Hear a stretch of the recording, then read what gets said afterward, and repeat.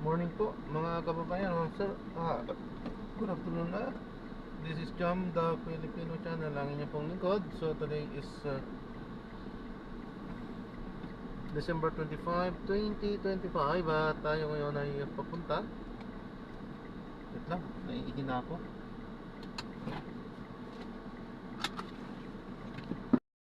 Tayo papunta dyan sa may Jamaica Street,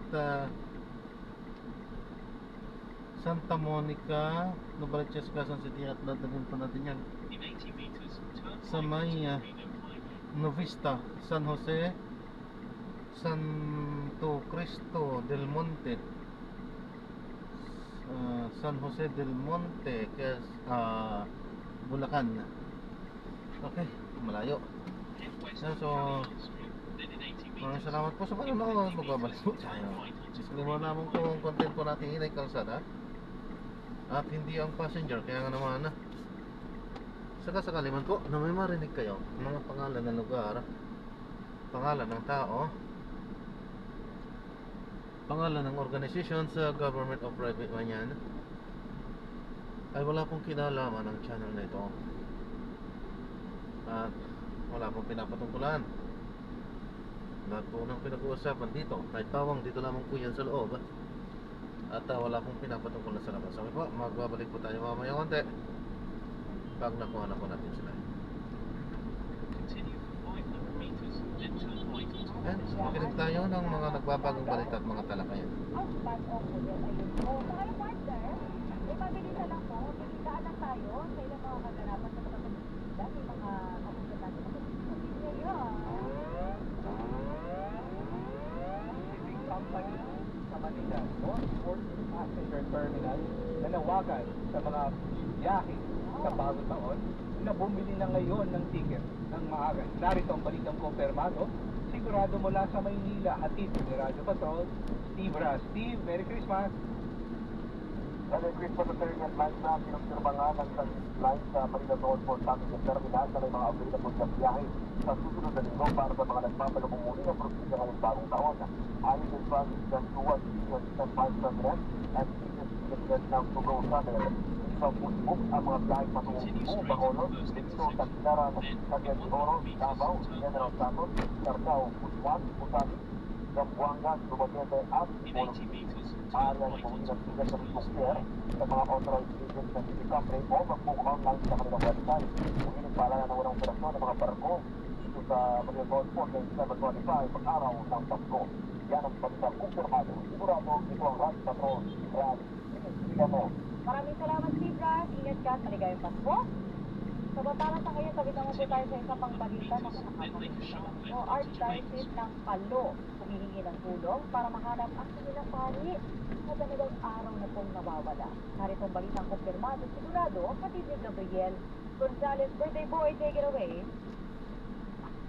Maganda nga po, Liza, at attorney, na nanawagan ng Archdiocese of Palo Leyte sa publiko na makipag-ugnayan sa kanila kung may informasyon sa kinaroroonan ni Reverend Father Edwin Put Kaisoy na 2 araw nang nawawala. Muling namataan si Father Kaisoy sa isang bus terminal sa isang mall sa Tacloban City noong December 20, 2025.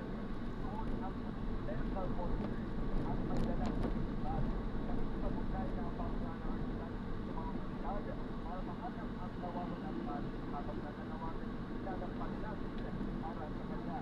Sa makakakita kay Father Kaisoy, dapat po ang magpag-ugnayan kay Reverend Father Edwin Put sa numero 0938-219-275. Again, 0938-219-275. At yan ang Gabriel Gonzalez. Maraming salamat at birthday celebration sa iyo. Boy.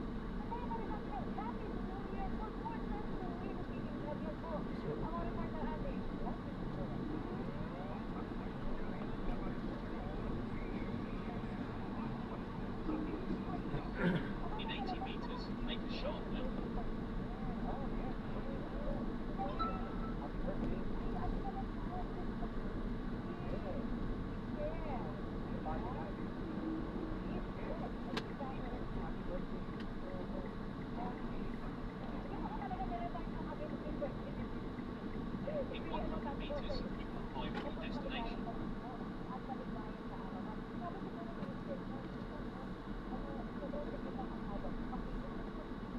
Head west on Jamaica Street, then in 100 meters, you will arrive at your destination. In 80 meters, you will arrive at your destination.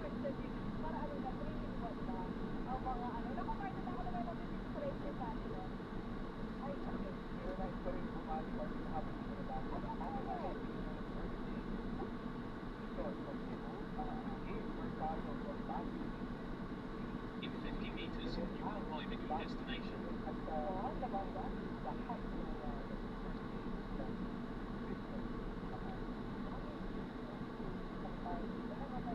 Si Ate Lea ay nag-message po sa akin ngayon. Naglalabas ka na. Ate Lea, nandiyan na sa pagiging busy. Talagang nagpapadala ng kanyang mga pagbati sa akin. Sabi ko, ako, ito po may mga ilang mga papadala dito.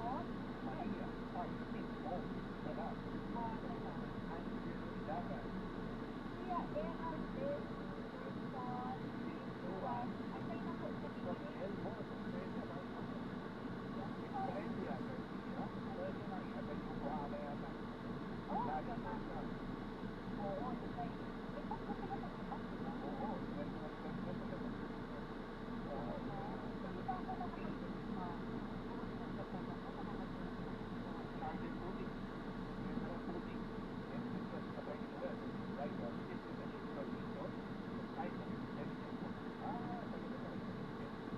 Dito na tayo, kaso parang hindi sila darating.